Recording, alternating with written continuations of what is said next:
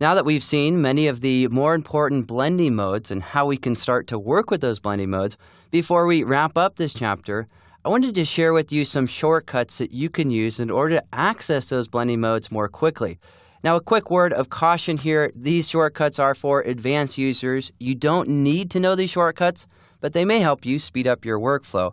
So here goes. You'll notice that I have a few shortcuts listed here, and they all begin with using this keyboard combination. On a Mac, you press Shift-Option and then a letter. On Windows, you press Shift-Alt and then a letter. Here you can see I have a layer which is titled Gradient. If I want to change this layer's blending mode to Multiply, on a Mac, you press Shift-Option-M. On Windows, you press Shift-Alt-M. In this way, you can see it's taken this blending mode to Multiply. Now, each blending mode has a letter associated with it. I just listed a few here which are really important. Press Shift-Option or Shift-Alt and then the letter S to go to Screen, the letter O to go to Overlay, F to go to Soft Light, and then C to go to Color. In this way, you can quickly navigate between those different blending modes. Now, what I recommend you do is that you pick one or two that you know you're going to use pretty frequently. Perhaps you want to memorize a shortcut for the Soft Light blending mode. Again, that's Shift-Option and the letter F. Also, if ever you forget the blending modes, well, just press Shift and Option on a Mac or Shift-Alt on Windows, and then just start typing keys on the keyboard.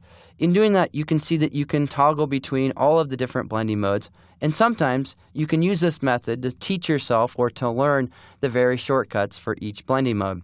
Now, if you prefer to go about accessing the blending modes by scrolling through them, you can also do this with this little shortcut which I listed below.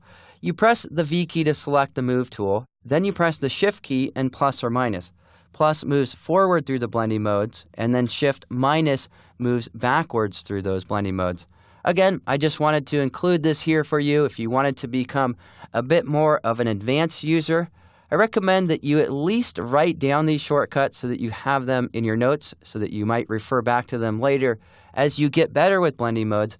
Because what I've discovered in my own workflow is that being able to use these shortcuts, it speeds up my workflow.